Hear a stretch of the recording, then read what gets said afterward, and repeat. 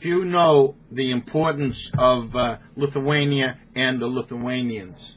For instance, the language is the oldest living language, the most conservative Proto-Indo-European language in Europe, and it has survived all sorts of attempts to extinguish it.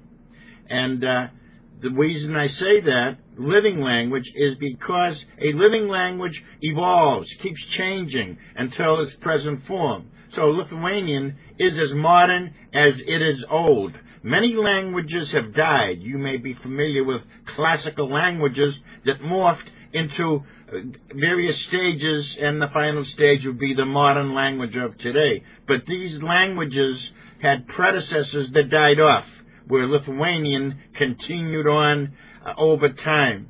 The other thing I'd like you to know is the importance of getting into the history.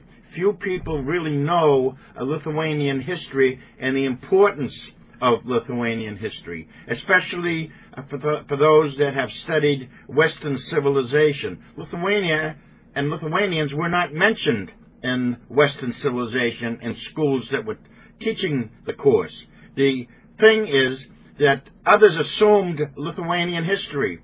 For instance, the Germans and the Poles took on Lithuanian history. The Grand Duchy of Lithuania was the single largest country in Europe at the time of its peak. At the end of the Middle Ages, almost the whole of Central Europe was ruled by the dynasty of the Lithuanian origin, the Jogailins, the lands of the three Jogailinian brothers, Vladislas, the king of Bohemia and Hungary, John Albert, the king of Poland, Alexander, the Grand Duke of Lithuania. This formed a Jogailin political system which existed from 1492 to 1526. Grand Duke Vytautas the Great, who really formed the Grand Duchy of Lithuania into its powerhouse and what it was. At the time, the Grand Duchy of Lithuania maybe could be likened to the United States of today, although we're talking quite a few, over 500 years difference or more. But the thing was that the Grand Dukes of Lithuania were elected by their peers, not elected by the populace, but by the peers in charge, which was you might say a senate. Under Gediminas, the country was an extremely tolerant country, inviting people from all over Europe to come to Lithuania.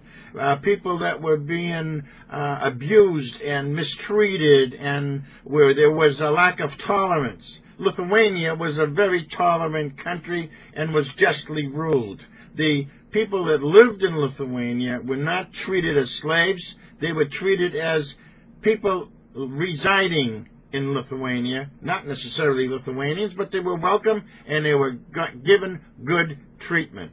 It is this resemblance to the United States of America that started in 1776 as Lithuania lost its visibility on the European continent as late as 1795. What an irony. And then since that time, Lithuania was under the jurisdiction of the Russian Tsar until 1918, and then it had a few years of independence until the Germans and the Russians and the Poles involved themselves during World War II in denying or trying to deny Lithuania's independence, and finally did. So then in 1991, Lithuania resurfaced as an independent country by requesting or demanding the restoration of its independence. So this is a very brief history of Lithuania, and now you know why I'm doing what I'm doing. I'd like you to know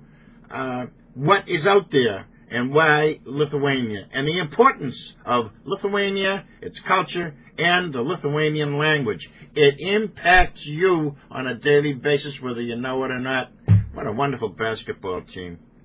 So this is the Lithuanian's voice, Lietuvių balsas, giving you an extremely brief history of Lithuania. And to the best of my ability, I hope I stated things accurately as I can in a few minutes. So until we meet again, this is the Lithuanian's voice, Lietuvių balsas. Iki pasimatymo.